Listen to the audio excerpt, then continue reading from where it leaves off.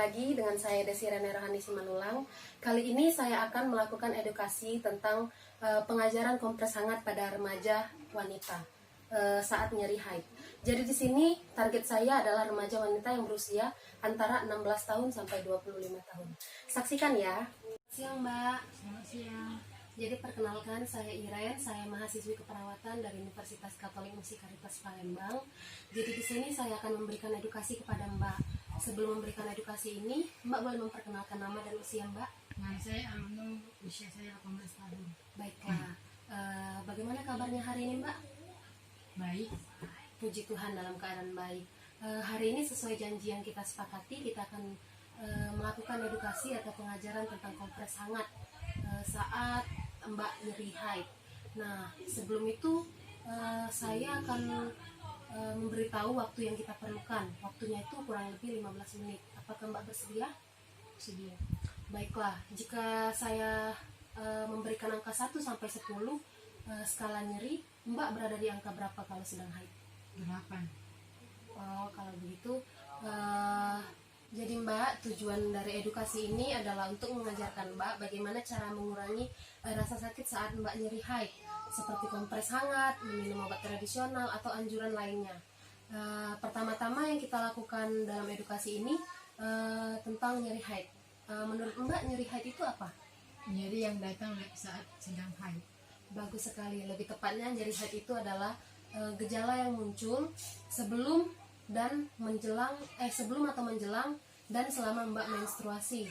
Jadi gejalanya itu seperti kram pada perut, payudara kencang, maupun sakit kepala hingga sakit punggung dan pinggang. Kalau boleh tahu, kram pada perut itu bagaimana ya, Sus? Baiklah, pertanyaan yang bagus sekali. Jadi kram pada perut itu terjadi akibat peluruhan. Nah, arti peluruhan itu adalah menebalnya dinding rahim saat tidak ada pembuahan pada sel telur atau tidak terjadi kehamilan. Nah, itu biasanya terjadi pada remaja-remaja yang tidak melakukan sistem reproduksi. Baiklah, jika nyeri haid, Mbak biasanya melakukan apa? Atau ada yang Mbak minum? Saya minum air hangat dan juga terkadang minum obat paracetamol. Baiklah, kalau untuk obat paracetamol itu memang dianjurkan karena salah satu manfaat obat paracetamol itu untuk meredakan nyeri. Nah, jadi bisa juga untuk meredakan nyeri pada perut bagian bawah Mbak. Nah, di samping itu juga ada contoh-contoh yang lain seperti minum obat tradisional. Nah, Mbak bisa lihat di sini ya prosedurnya, itu sudah saya sediakan semua. Baiklah, kita akan membahas lagi Mbak.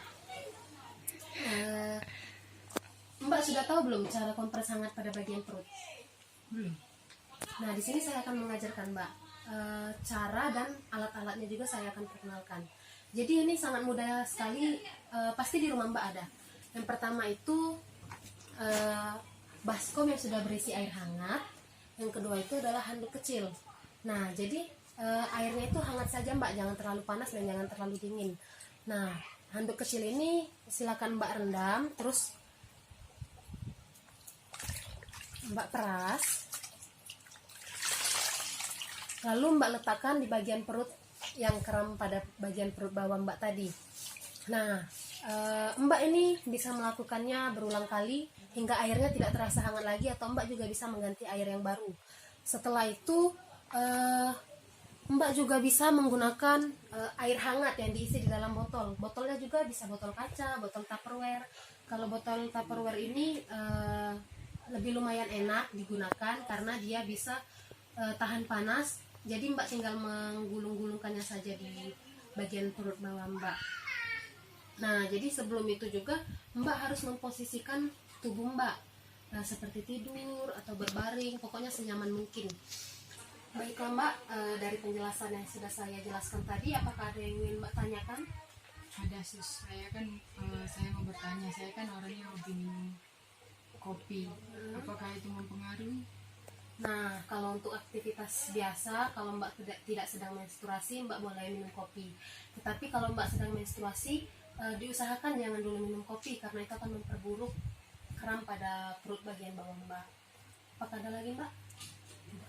Nah, sebelum itu saya akan mengajarkan Mbak bagaimana cara menjaga kebersihan pada saat haid.